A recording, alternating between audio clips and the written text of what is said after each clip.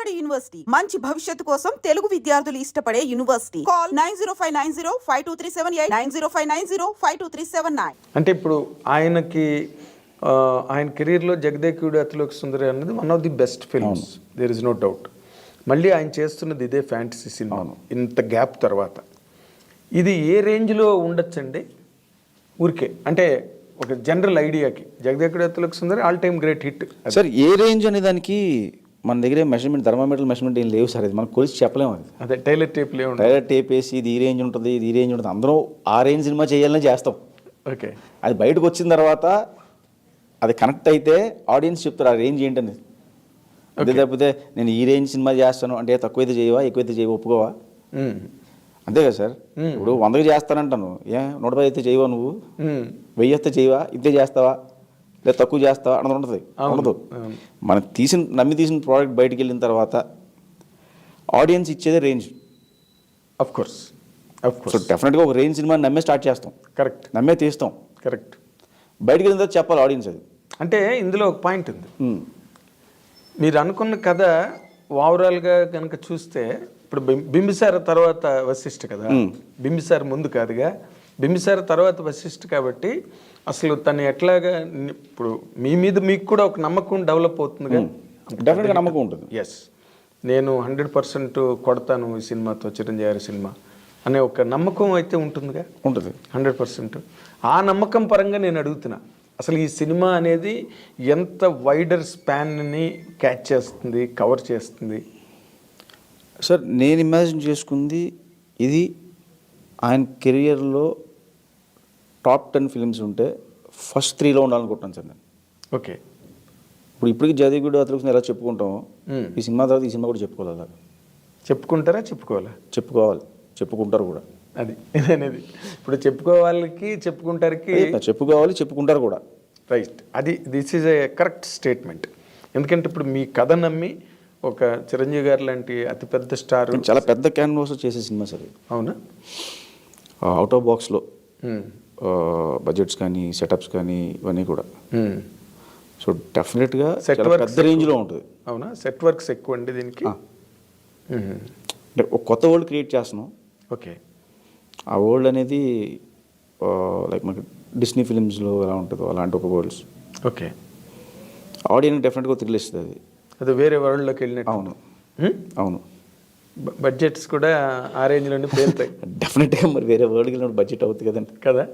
అది అంటే audience enjoy చేయడం అంటూ మొదలెడితే ఇంకా ప్రతి బిట్టు ఎంజాయ్ చేస్తారు డెఫినెట్గా. ఏదో ఒక బ్లాక్ బాగుందిరా, లేకపోతే ఫస్ట్ హాఫ్లో బాగుంది, సెకండ్ హాఫ్ బ్లాక్ బాగుంది అని అనుకుంటే అది వేరే.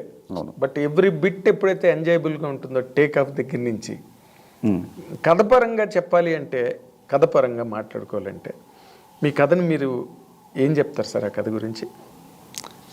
అంటే నాకు అర్థం కాలేదు మీరు అడిగిన క్వశ్చన్. ఇప్పుడు కథ గురించి చెప్పాలి అని అంటే ఈ కథలో ఒక ఎంటర్టైన్మెంట్ కానీ, లేకపోతే థ్రిల్లింగ్ ఎక్స్పీరియన్సెస్ కానీ, లేకపోతే ఒక ఇమోషనల్ బెంట్ కానీ దాంట్లో ఇవన్నీ ఉంటాయా, లేకపోతే కంప్లీట్గా ఒక ఎంటర్టైన్మెంట్ లాగే వెళ్ళిపోతుందా? It's emotional film sir.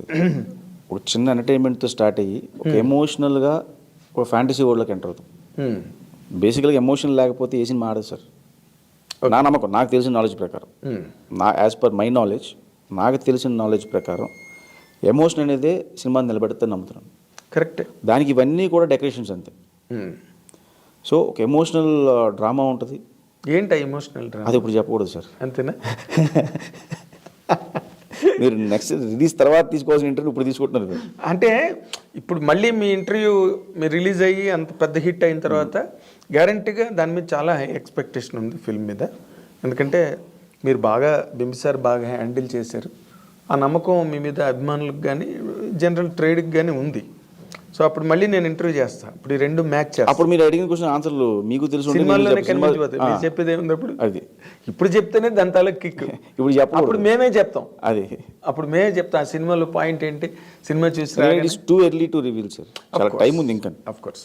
ఇప్పుడు మెగా 156కి ఏవో కొన్ని టైటిల్స్, ఇందాకలో మీరు ముల్లోక వీరుడు, తర్వాత ఇంకేదో విశ్వంభర, ఇలాగ బయటకు వచ్చాయి. టైటిల్ అనౌన్స్మెంట్ అన్నది ఎంత దూరంలో ఉంది, ఆ, ఏ ఏ టైటిల్ అవ్వచ్చు, లూకు వీరుడు అవ్వచ్చా, విశ్వంబర కావచ్చా? చాలా దగ్గరలోనే ఉంది సార్. ఉమ్, డెఫినెట్గా 3 ఆటల్లో ఒక టైటిల్. ఉమ్. 3 ఉన్నాయా? మీరే చెప్పారు కదా 3 ఉన్నాయని. అదే ముల్లోకు వీరుడు ఒకటి ముల్లోకుడు ఉంది. అన్నారు, ఆ, విశ్వంబర విశ్వంబర అన్నారు, ఒకటి ఉంది. తర్వాత జయదేవి వీరుని కథను కూడా రన్ అవుతుంది బయట. ఓకే, వాటిలో ఒకటి అవుతుంది. వాటిలో ఒకటి అవుతుంది. ఎప్పుడండి అనౌన్స్మెంట్? మోస్ట్లీ సంక్రాంతికి ఇవ్వచ్చు సార్. సంక్రాంతికి. అంటే వర్క్ జరుగుతుంది దాన్ని బట్టి. అదే లాస్ట్ ఇయర్ సంక్రాంతికి వాల్టర్ వీరయ్య రిలీజ్ అయింది. 1 ఇయర్కి మళ్ళీ మీరు టైటిల్ రివీల్ టైటిల్తో బయటకు వస్తారు, టైటిల్ రివీల్ చేస్తారు. అంటే ఈ మూడిట్లో ఏదో ఒకటైతే గ్యారంటీ ఉండొచ్చు. ఉండొచ్చా? ఓకే. తర్వాత నార్మల్గా ఒక డైరెక్టర్గా మీరు కనుక ఒక సినిమాని అనలైజ్ చేయాలంటే ఇప్పుడు ఈ రోజున అంటే సినిమా ఆడియన్స్, సినీ గోయర్స్ అందరూ కూడా బాగా వరల్డ్ సినిమాకి బాగా అలవాటు పడిపోయారు. అంటే వాళ్ళు ఫ్యాంటసీలు చూశారు, యాక్షన్లు చూశారు, ఎంటర్టైన్మెంట్లు చూశారు, కామెడీ చూశారు. ఇది ఆల్ లాంగ్వేజెస్, వరల్డ్లో ఎన్ని లాంగ్వేజెస్ ఉన్నాయో సబ్ టైటిల్స్తో చూడడం అనేది బాగా అలవాటు పడిపోయారు. ఏది లాక్డౌన్ టైంలో. అవును.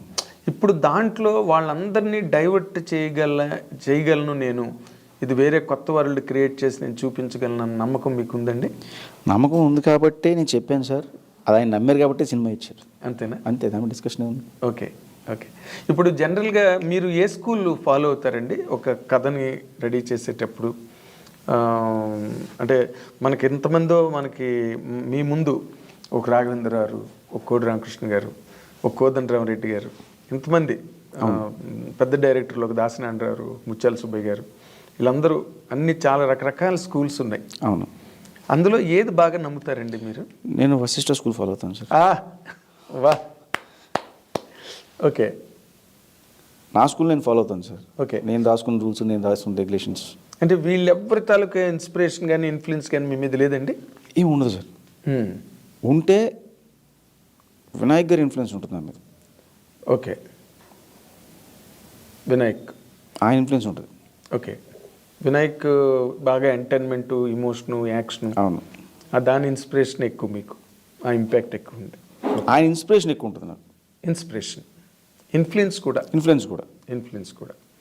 ఎందుకు ఆయన సినిమాలకు వర్క్ చేశారా మీరు? అంటే వర్క్ చేయలేదు సార్, బట్ ఎక్కువ మూవ్ అయిన ఆయనతోటి. చిన్నప్పటి నుంచి నాకు బాగా క్లోజ్. నాకు ఆయన క్లోజ్. యాక్చువల్లీ నాకు కథ చెప్పడం కూడా ఆయన చూసి నేర్చుకున్నాను నేను. అవునా? ఆయన కథ చెప్తున్నాడు విని, ఓహో ఇలా చెప్పాలా కదా అని చెప్పి ఓకే, అలా నేర్చుకున్నాను నేను. ఏ కథలు చెప్పినప్పుడు మీరు విన్నారు సార్? వాళ్ళ డిస్కషన్స్ అప్పుడు ఏ కూర్చుంటాం కదా ఇంట్లో, అలా. అది కదా, అంటే ఏదైనా పర్టికులర్ సినిమా ఆయన చేసిన సినిమాల్లో ఇంకా సెట్స్కి వెళ్ళిపోతున్న ముందు ప్రొడ్యూసర్లతో కూర్చున్నప్పుడు విన్నారా? అలా కదా సార్, జనరల్గా ఆయన డిస్కస్ చేస్తున్నప్పుడు ఆయన ఫ్రెండ్స్తో చేస్తున్నప్పుడు నేను వెళ్ళివాడు ఆయనతో పాటు. ఓకే. ఆ టైంలో వాళ్ళు చెప్పే నరేషన్ స్టైల్ బాగుండేది, చాలా అర్థమయ్యేలా ఉంటుంది, క్లియర్గా, ఎక్కడ కన్ఫ్యూజన్ ఉండదు. సో అది భలే నచ్చింది నాకు, ఇలా చెప్పాలా కదా అని అలా నేర్చుకున్నది. ఓకే, ఆ స్కూల్ నుంచి వచ్చారు మీరు, వినాయక్ గారి స్కూల్ నుంచి వచ్చారు. హ్యాపీ అనుకోవచ్చు. Very good.